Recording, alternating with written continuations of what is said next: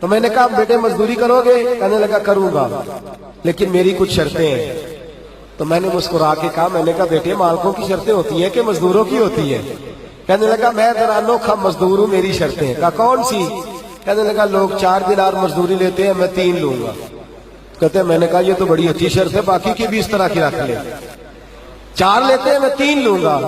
کہا دوسری شرط کیا ہے؟ کہنے لگے جو آپ کام کہیں گے دل جمی سے کروں گا، لیکن جب اذان ہو جائے گی تو میں جہاں کام ہوگا وہیں چھوڑ دوں گا، میں پھر آگے نہیں بڑھوں گا۔ تیسری شرط میری یہ ہے کہ میں کام کروں گا، آپ کے کسی سوال کا جواب نہیں دوں گا۔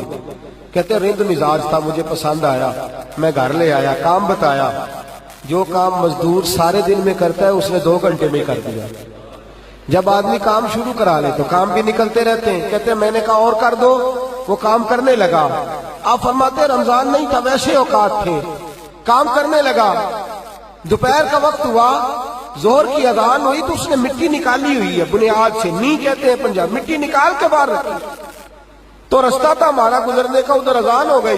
میرا بیٹا کہنے لگا چلے جانا نماز پڑھنے، یہ ذرا اس کو صحیح کر دو۔ کہنے لگا چپ کر، تیرے والد سے وعدہ ہوا تھا جب اذان ہو جائے گی میں کسی کی نہیں سنوں گا، صرف اپنے خدا کی سنوں گا۔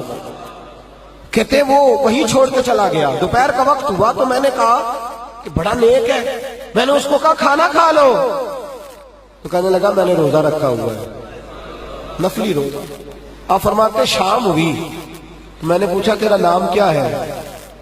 کہنے لگا میرا آپ سے وعدہ ہوا تھا کام کروں گا، آپ کے کسی سوال کا جواب نہیں دوں گا۔ تو میں نے کہا کل کہاں ملو گے، کام کچھ اور کرانا ہے۔ کہنے لگا حضرت جی پڑھے لکھے آدمی، بتائیے کل تک آپ زندہ رہیں گے؟ مجھے تو کوئی نہیں پتا، آپ کو خبر ہے تو وعدہ کر لیتے ہیں۔ اب فرماتے ہیں یہ کہہ کے وہ گزر گیا، چلا گیا۔ اگلے دن میں صبح لینے گیا، مزدوروں سے پوچھا وہ کدھر ہے؟ تو کہنے لگے وہ صرف ہفتے والے دن آتا ہے۔ کیوں؟